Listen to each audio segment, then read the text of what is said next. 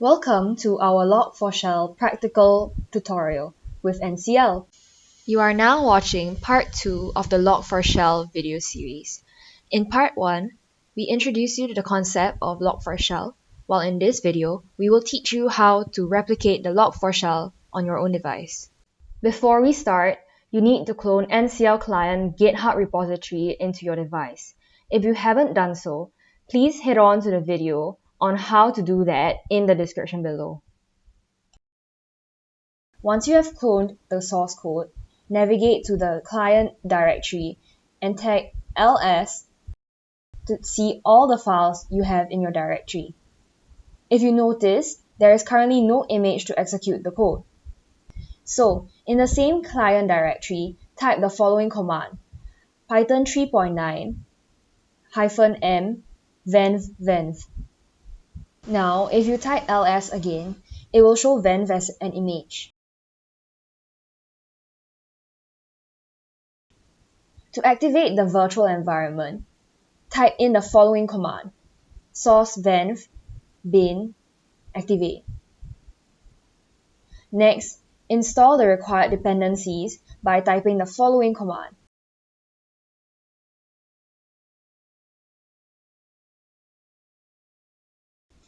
Phew! All the installations are done.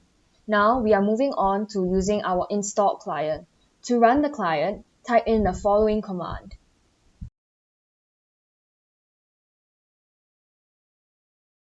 You will see the NCL client dialog box open. Enter your username and click on Choose XML file. Navigate to Client and select the file named Client Log4Shell POC OpenStack XML. For local platform, select based on your own device. So choose Win if you're using Windows, Linux if you're a Linux user, and Mac OS if you're an Apple user. For connection method, select Console. Then, select Confirm. The ARP demo instance will be visible. Expand it and select Log4Shell.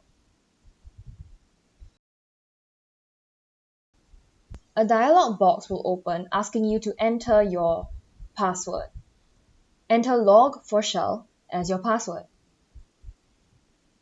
If you do not want to use console, you can also use SSH to log in.